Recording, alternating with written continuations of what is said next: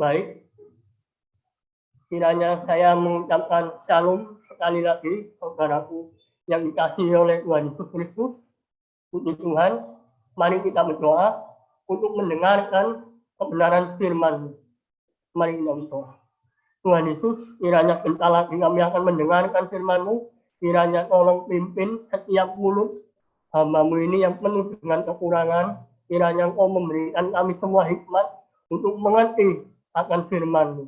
Terima kasih Bapa. Haleluya. Amin. Baik, saya akan menyampaikan firman Tuhan. Sebelumnya minta tolong di share screen. Baik, sudah ya. Saya akan menyampaikan firman Tuhan yang terambil dalam Ibrani 13 ayat yang ke-15. Saya ulangi, Ibrani pasal yang ke-13 ayat yang ke-15. Ibrani pasal yang ke-13 ayat yang ke-15. Baik, saya akan bacakan bagi kita semua. Sebab itu, marilah kita oleh Dia senantiasa mempersembahkan korban syukur kepada Allah, yaitu ucapan bibir yang memuliakan namanya. Hanya satu ayat saja. Sampai di sini pembacaan firman Tuhan hari ini. Berbahagialah kita yang mendengarkan firman Tuhan dan yang merenungkannya, tetapi yang lebih berbahagia adalah orang yang menjadi pelaku-pelaku firman Tuhan. PPT-nya bisa di next. Slide yang kedua. Latar belakang surat Ibrani. Surat Ibrani, mengenai surat ini belum ada kejelasannya sampai detik ini. Sudah sejak abad ketiga, Gereja Timur menggabungkan surat itu pada surat-surat Paulus. Sedangkan di Gereja Barat, surat itu baru dimasukkan ke dalam daftar kanon pada pertengahan kedua dalam abad keempat. Itu pun atas pengaruh dari Timur. Penyelidikan baru ini mengatakan serta berpendapat bahwa surat ini tidak berasal dari Paulus. Bukan hanya dari segi penulisan bahasa dan coraknya, namun si penulis surat ini dengan terdidik dan teliti.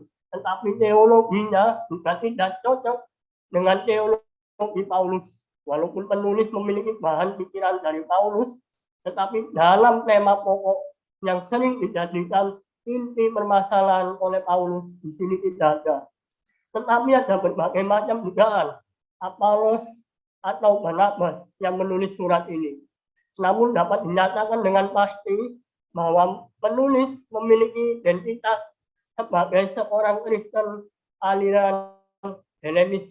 Ia termasuk kelompok generasi Kristen kedua, sehingga dapat diperkirakan ditulis antara tahun 80 sampai 90. Slide yang ketiga. Tujuan penulisan. Surat ini ditulis untuk ditujukan kepada orang-orang Ibrani, yaitu orang-orang Kristen Yahudi. Tetapi banyak teori yang bermunculan bahwa surat ini sebenarnya dikirim kepada orang-orang yang non-Yahudi. Karena dalam surat ini menunjukkan sifat mutlak kekristenan yang lebih cocok dan pas untuk orang-orang non-Yahudi. Tetapi masih banyak lagi perdebatan dalam surat ini yang tidak bisa saya jabarkan satu persatu karena keterbatasan waktu. Baik, berdasarkan nas tersebut, saya akan membawakan sebuah tema, yaitu PPT-nya bisa di next. Mengucap syukur kepada Allah. Slide yang kelima, next. Di Jepang ada seorang yang bernama Takeda, yang merupakan salah satu investor paling sukses dan terkenal. Karena kesuksesannya, Bapak mentor dari Ken Honda ini juga disebut Warren Buffett dari Jepang. Cukup menarik karena Takeda dikenal dengan filosofinya. Sukses begin with arigato. Kesuksesan dimulai dengan terima kasih. Rahasia suksesnya adalah memiliki hati yang tulus dan filosofi hidupnya adalah terima kasih. Maka tak heran di pabrik milik Takeda akan ditemukan para pekerja yang mendengarkan musik anak-anak yang menyanyikan lagu arigato, yang artinya terima kasih dalam bahasa Jepang. Slide yang ke-6 bisa di next. Di sini ada korelasi antara kebahagiaan dan kesuksesan dan sikap terima kasih. Berterima kasih mengungkapkan rasa syukur kita. Studi yang pernah dipublikasikan di Research on Aging memaparkan bahwa orang yang banyak bersyukur memiliki kecenderungan menjalani hidup dengan perasaan lega tanpa khawatir. Sekalipun ia hidup dalam situasi sulit, bahkan kemiskinan, rasa syukur membuat lebih bahagia. Meski kita semua tahu, hal ini tak mudah melakukannya. Seringnya keadaan negatif membuat kita sulit berterima kasih kepada Tuhan. Namun terima kasih seharusnya menjadi gaya hidup orang percaya. Mengenai hal ini, Paulus menekankan kita untuk mengucap syukur dalam segala hal. Yang terambil dalam slide-nya bisa di next. 1 Tesalonika 5 ayat yang ke-18. Mengucap syukurlah dalam segala hal. Sebab itulah yang dikehendaki Allah di dalam Kristus Yesus bagi kamu. Dalam kedua nas ini, saya telah merenungkan kebenaran firman ini. Tetapi dalam perenungan itu, saya mulai bertanya kepada Tuhan Yesus. Apakah mungkin seseorang mengucap syukur kepada Tuhan senantiasa di setiap musim hidupnya? Bisa di next PPT yang ke-8. Dalam segala hal, jika diterjemahkan dalam bahasa Indonesia, yang lainnya bisa dikatakan dalam segala hal, itu bisa dikatakan dengan dalam segala keadaan. Dengan kata lain, mengucap syukurlah dalam segala keadaan bagi kamu yang ada di dalam Kristus. Dalam segala keadaan kita harus mengucap syukur. Itu bukan mengacu kepada 1 minggu sekali, atau 1 bulan sekali, atau 1 tahun sekali. Namun yang lebih tepat ialah setiap hari dan dalam setiap keadaan dengan senantiasa mempersembahkan ucapan syukur kita untuk memuliakan Allah. Bisa di next slide yang ke-9. Pertanyaannya, ketika keadaan baik yang kita terima dan rasakan, memungkinkan kita untuk bisa mengucap syukur kepada Allah. Namun yang menjadi pertanyaannya, jika hal buruk terjadi pada kehidupan kita yang tidak ujung lepas atau begitu berat dari kehidupan kita, seakan-akan tidak ada ujung dari penyelesaian dalam permasalahan tersebut, apakah kita tetap mampu untuk berterima kasih kepada Tuhan secara terus-menerus atau senantiasa dalam segala keadaan, baik dalam bencana alam, sakit penyakit, malapetaka, krisis ekonomi, kehilangan dari salah satu orang yang paling kita kasihi, pandemi COVID yang berdampak pada setiap lapisan masyarakat, permasalahan atau pergumulan dalam rumah tangga. Next, dari setiap pergumulan yang terjadi, ada beberapa hal yang begitu erat yang berpengaruh di kehidupan manusia saat terjadi permasalahan, pikiran, perasaan, dan fakta kehidupan. 7 permasalahan yang telah saya sebutkan adalah pergumulan yang bisa dialami oleh siapapun. Pergumulan tersebut juga tidak akan selesai semudah orang membalikan telapak tangan. Saat hidup dalam, saya memiliki suatu kesaksian, saudara. Saya hidup dalam keluarga yang broken home atau perceraian. Dari kecil saya tidak pernah merasakan kasih sayang dari papa dan mama saya. Papa yang tidak mau pernah melihat saya, dan mama saya yang selalu bekerja keras dari kecil, dari pagi sampai malam hingga saya dewasa. Sehingga ketika saya bertemu dengan mama saya, setiap waktu saya selalu tidak memiliki kesempatan relasi yang baik dengan orang tua saya. Apakah dalam keadaan seperti itu saya mampu mengucap syukur pada Allah? Bahkan sampai umur 18 tahun saya masih hidup dalam kepahitan. Itu adalah sebagian kecil dari pergumulan saya.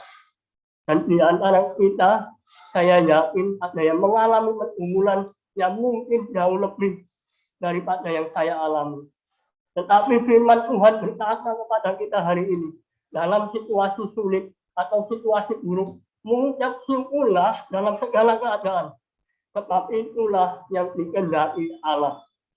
Saya mulai merenungkan kembali serta mengesampingkan permasalahan pribadi saya. Saya mengambil beberapa tokoh yang memiliki kehidupan rohani yang cukup menarik, baik yang terjadi di dalam maupun di luar dirinya. Siapakah dia? Dia adalah Ayub. Alkitab berkata bahwa orang itu saleh dan jujur. Ia takut akan Allah dan menjauhi kejahatan. Bahkan Tuhan berkata kepada iblis, apakah engkau memperhatikan hamba-Ku Ayub? Sebab tiada seorang pun di bumi yang seperti dia, yang demikian saleh, jujur, dan menjauhi kejahatan.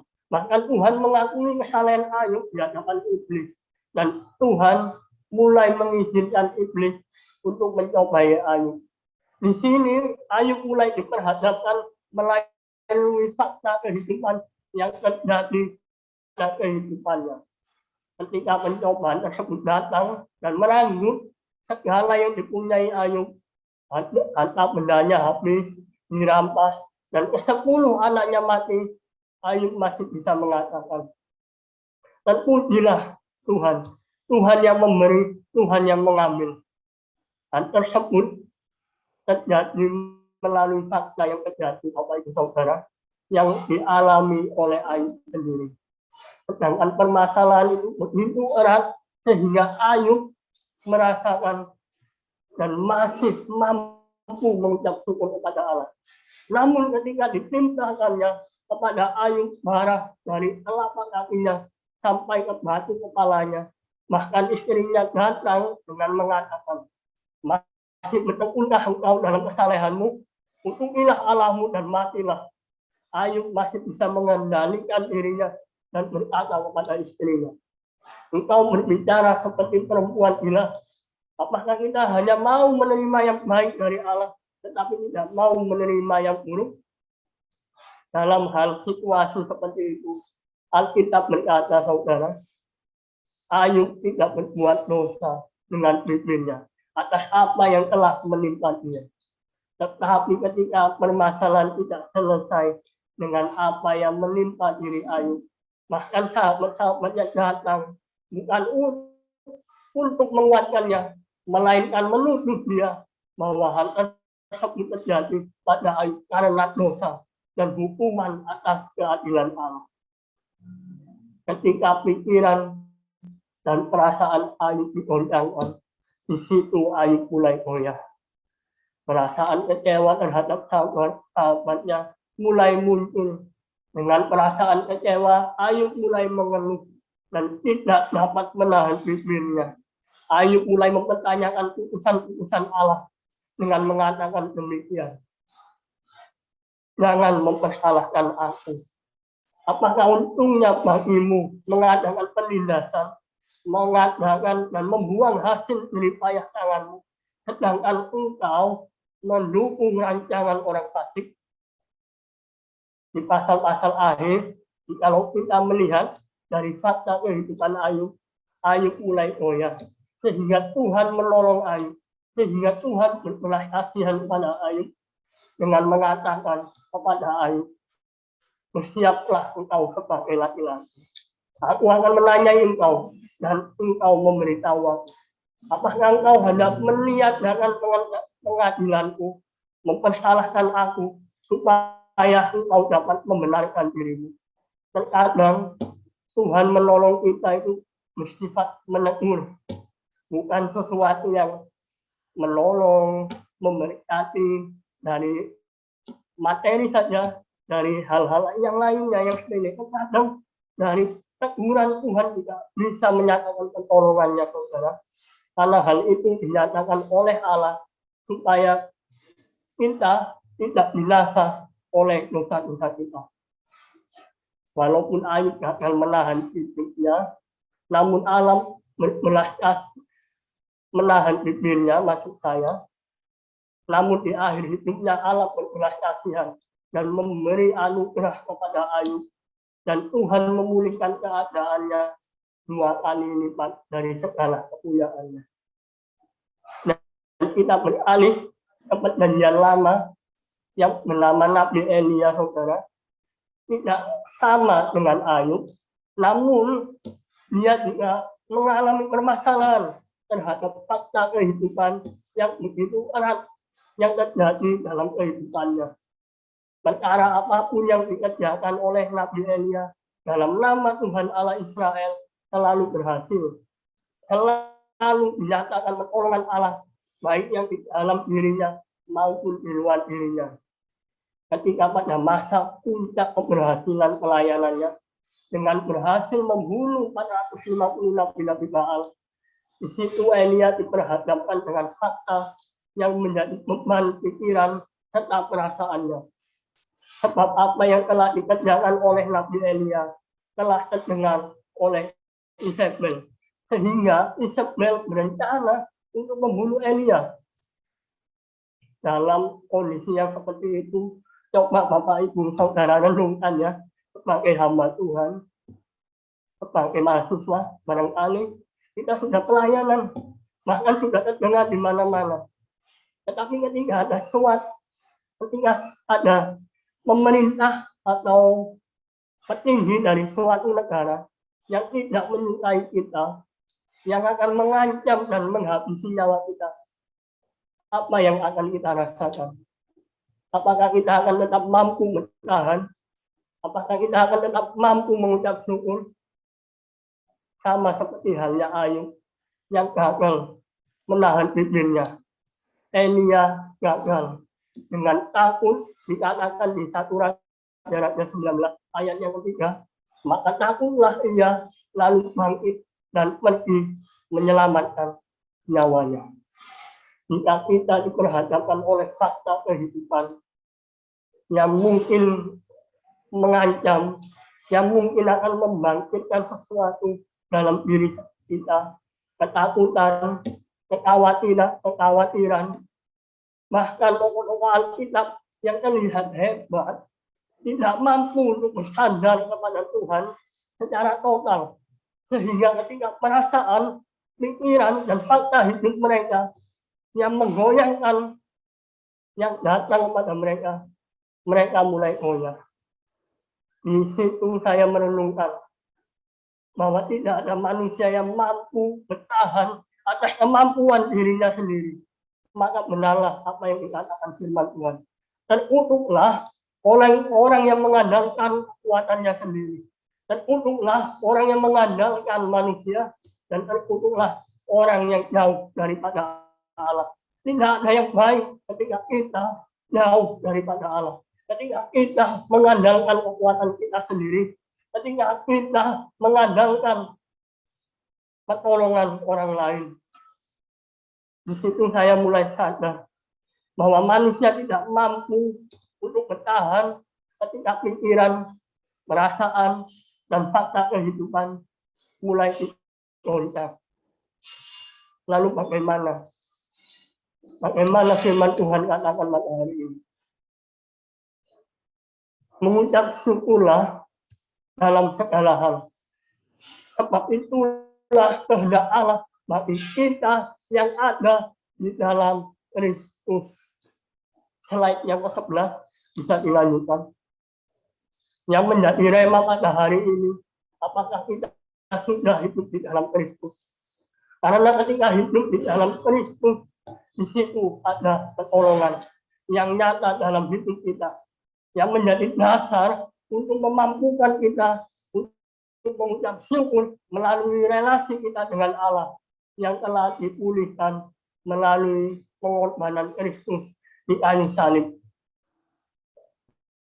Kita lihat dengan tokoh yang telah saya ceritakan tadi, dua tokoh yang saya sebutkan, Nabi Elia dan Ayub, ketika pikiran, perasaan, dan fakta kehidupan mereka digoncangkan oleh badai pencobaan, dan mereka tidak mampu bertahan dalam kekuatan diri mereka sendiri.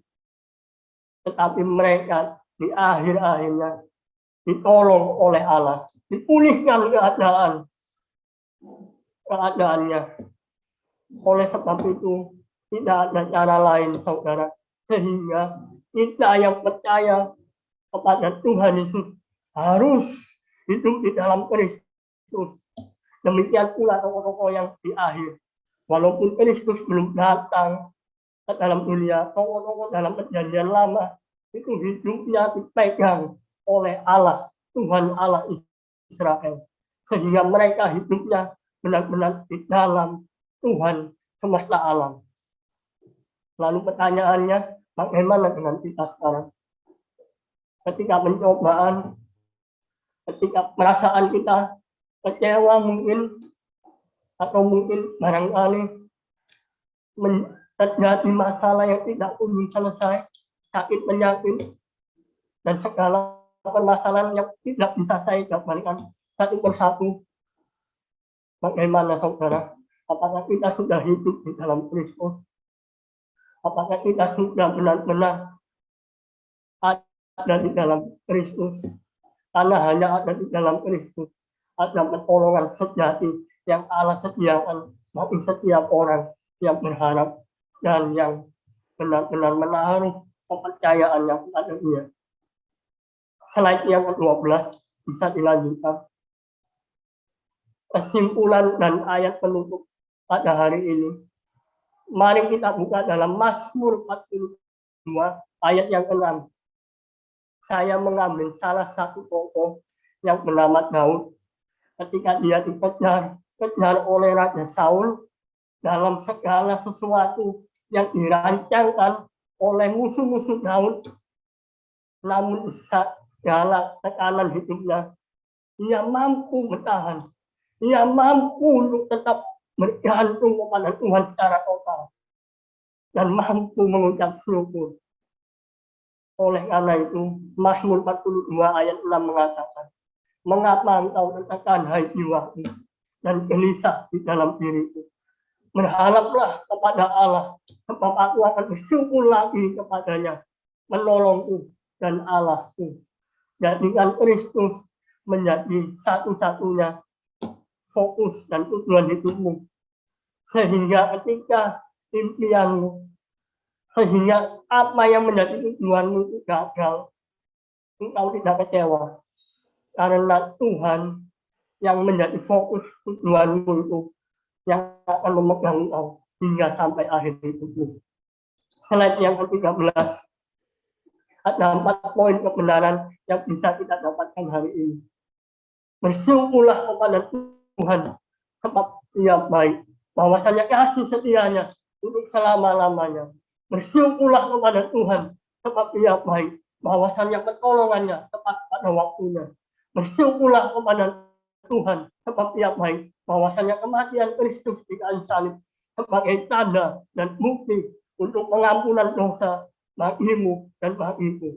Bersyukurlah kepada Tuhan, sebab Dia baik, bahwasanya kuasa rohnya dan kuasa darahnya menyertai serta membalut seluruh kehidupan mulai hari ini sampai selama-lamanya.